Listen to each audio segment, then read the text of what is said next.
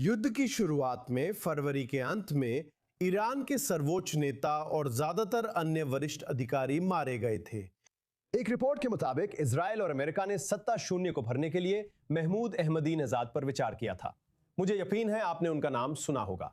ये वही कट्टरपंथी पूर्व ईरानी राष्ट्रपति हैं जो पश्चिम के बड़े विरोधी रहे, जिससे शासन परिवर्तन की उनकी कथित भूमिका और भी खास बन जाती है। अब एलेक्स लॉस इस विवादास्पद शख्सियत के बारे में और बताते हैं।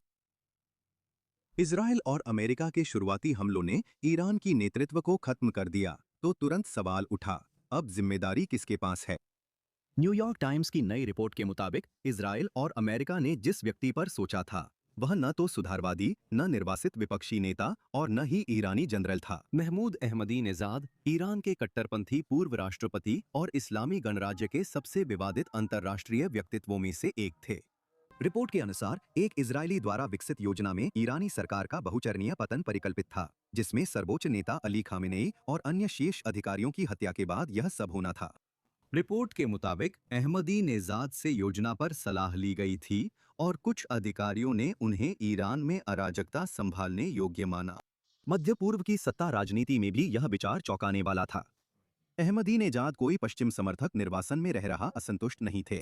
वो 2005 से 2013 तक इस्लामी गणराज्य के राष्ट्रपति रहे, जुझारू और लोकलुभावन कट्टरपंथी थे, जो अमेरिका, इजराइल और पश्चिम के विरोध का प्रतीक बने। राष्ट्रपति रहते हुए उन्होंने ईरान के परमाणु कार्यक्रम का समर्थन किया, अंतर्राष्ट्रीय दबाव की आलोचना की और भड़काऊ बयान दिए। उन्होंने बार बार होलोकॉस्ट को मिथक बताया। उनकी टिप्पणियों ने उन्हें दुनिया के अधिकांश हिस्सों में एक बहिष्कृत बना दिया और शासन के कुछ सबसे कट्टर समर्थकों के लिए हीरो बना दिया।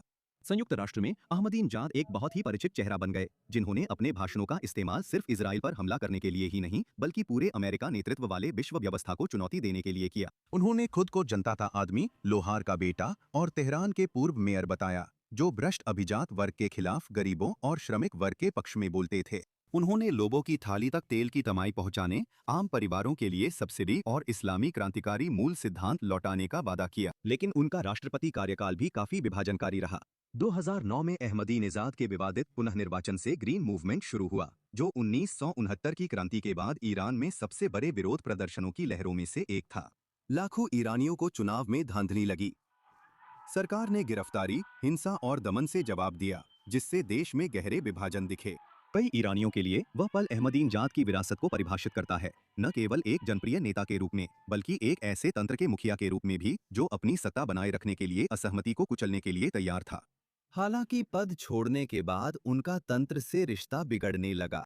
वो अक्सर वरिष्ठ मौलवियों से टकराते रहे, सत्ता प्रतिष्ठान को चुनौती देते रहे और धीरे धीरे एक राजनीतिक बाहरी व्यक्ति की तरह व्यवहार करने लगे। ईरान की गार्जियन काउंसिल ने जवाब में उन्हें फिर से राष्ट्रपति पद के लिए चुनाव लड़ने से रोक दिया। उन्हें अप्रत्याशित मानते थे, क्योंकि वह अब नियंत्रण में नहीं रहते थे, न कि इसलिए कि वह उदारवादी सुधारक बन गए थे। यही बात कथित अमेरिकी इजरायली रणनीति को इतना अजीब बनाती है और शायद इसमें शामिल लोगों के दिमाग में इसे थोड़ा आकर्षक भी बनाती है।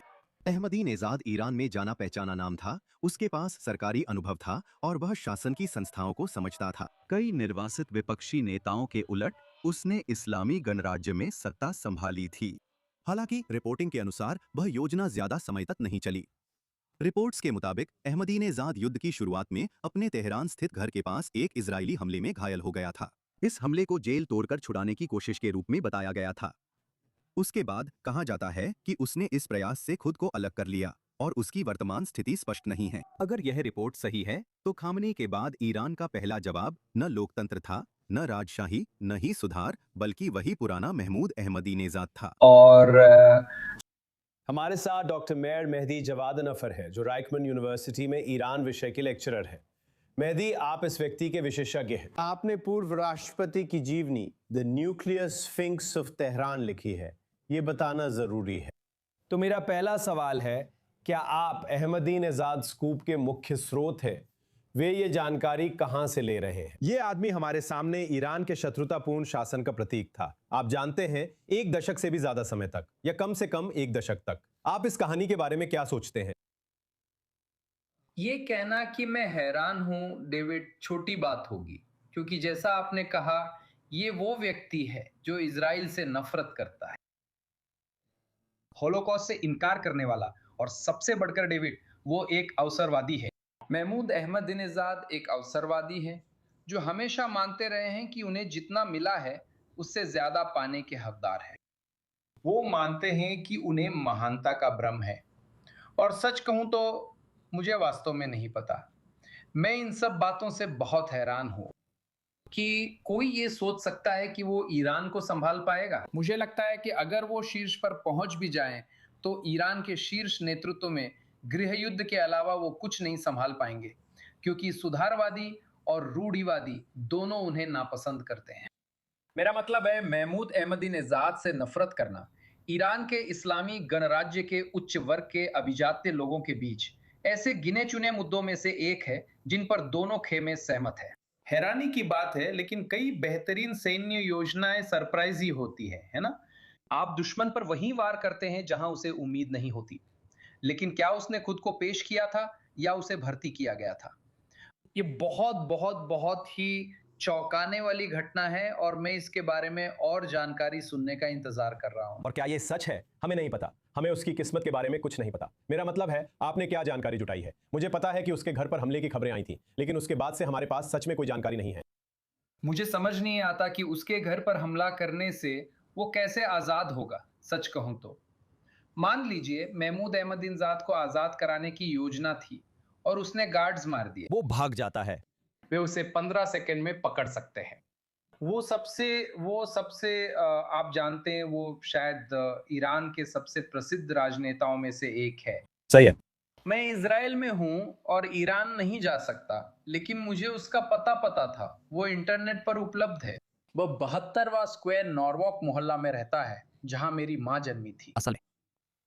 और कल वो नहीं जानती, कोई भी उसे नहीं जानता। लेकिन अहमदीनेजाद घर से बाहर निकल रहे हैं। किसी के लिए उन्हें ढूंढना कितना मुश्किल होगा। ये बहुत अजीब है। ये आपको बहुत सनसनीखेज लगता है। जाहिर है हम सभी के लिए ये सनसनीखेज है, लेकिन निश्चित रूप से उस व्यक्ति के बारे में आपकी विशेषज्ञता को देखते हुए मुझे इस पर आपके विचार जानने होंगे। देखिए, अभी के शासन को देखते हुए चलिए बात को मौजूदा हालात पर ले आते हैं। हम संभावित उत्तराधिकारियों या सत्ता का खालीपन भरने वाले लोगों की बात कर रहे हैं। इस समय शासन अपने बचे खुचे सहारों पर जैसे तैसे टिका हुआ दिखाई देता है। जब आप इसे देख रहे हैं तो आपकी नजर में यह युद्ध कैसे लड़ा जाना चाहिए, चलिए इसे इस तरह रखते हैं। ट्रंप और उनके सहयोगियों द्वारा अगर शासन को गिराना ही लक्ष्य है। सबसे पहले मुझे नहीं पता कि आप शासन को गिरा सकते हैं या नहीं। डेविड, क्या आपने कभी ऐसा कोई मामला सुना है जहां आप सिर्फ हवाई हमलों से शासन को गिरा सकें? शायद हमारे पास ऐसा एक मामला था। न्यूयॉर्क टाइम्स के मुताबिक मोसाद कुर्दों को तैनात करना चाहता था। सही है। वे सिर्फ 10,000 लड़ाके हैं। फिर भी मोसाद शायद ईरान के मामले में दुनिया की सबसे प्रमुख खुफिया एजेंसी है। मुझे लगता है कि योजना का हिस्सा ये था कि और लोग कुर्दों में शामिल हों, क्योंकि 10,000 कुर्द शासन नहीं गिरा सकते। संभावना है कि उनकी योजना थी कि हमला शुरू होते ही लोग कुर्दों में शामिल हों, मगर राष्ट्रपति ट्रंप ने इसे रोक दिया। शासन परिवर्तन की कोई योजना नहीं है। हमें इंतजार करना होगा और देखना होगा कि हमारे लिए क्या अच्छा है, अमेरिका के लिए क्या अच्छा है। राष्ट्रपति ट्रंप वही करेंगे जो उनके लिए अच्छा है। डेविड, वो हमारे बारे में क्या कहते हैं इससे फर्क नहीं पड़ता। उम्मीद करते हैं कि ये हमारे हितों के लिए भी फायदेमंद हो। अगर समझौते में ईरानी मिसाइल कार्यक्रम नहीं है तो 2-3 साल में फिर युद्ध होगा। हम ये बर्दाश्त नहीं कर सकते कि ईरान नई, शायद भूमिगत मिसाइल उत्पादन लाइनें स्थापित करे, जिससे वे इतनी मिसाइलें बना लें कि एक साथ दागने पर हम नहीं रोक पाएंगे। कोई भी इजरायली सरकार ऐसे खतरे को बर्दाश्त नहीं कर सकती। मैं चाहता हूं कि इजराइल के प्रधानमंत्री नेतन्याहू न रहें, क्योंकि वो अंतर्राष्ट्रीय मंच पर हमें नुकसान पहुंचा रहे हैं। खैर, निश्चित रूप से आने वाले महीनों में, शायद घंटों में, इस मोर्चे पर बहुत कुछ होना बाकी है। मेयर, हमारे साथ इस तनावपूर्ण समय में जुड़ने के लिए धन्यवाद। और निश्चित रूप से मुझे अहमदीनेजाद पर आई इस खबर के बारे में क्या सोचना चाहिए मैं नहीं जानता। हमारे साथ जुड़ने के लिए धन्यवाद मेयर। मुझे उम्मीद है कि जब आप किसी की जीवनी लिखते हैं तो आप उनके बारे में सपने देखते हैं। मैंने भी उनके बारे में कुछ सपने देखे थे। मुझे उम्मीद है कि एक दिन मैं उनका इंटरव्यू ले पाऊंगा, शायद तब जब वो जेल में हो। जब भी मैं ऐसा करूंगा, i24 उन पहले लोगों में होगा जिन्हें मैं इसके बारे में बताऊंगा। क्योंकि जब आप किसी की जीवनी लिखते हैं तो आपके मन में कई ऐसे सवाल रह जाते हैं जिनका जवाब सिर्फ वही व्यक्ति दे सकता है। हो सकता है कि वो निकट भविष्य में यहाँ किसी प्रतिनिधिमंडल में ईरान की नई सरकार का प्रतिनिधित्व करें। मुझे उम्मीद है ऐसा ना हो। हम आपके साथ वहीं होंगे। अब तक आपके सामने यही है। धन्यवाद। ये ईरान के साथ चल रहे पूरे घटनाक्रम का एक दिलचस्प पहलू है। धन्यवाद मेयर।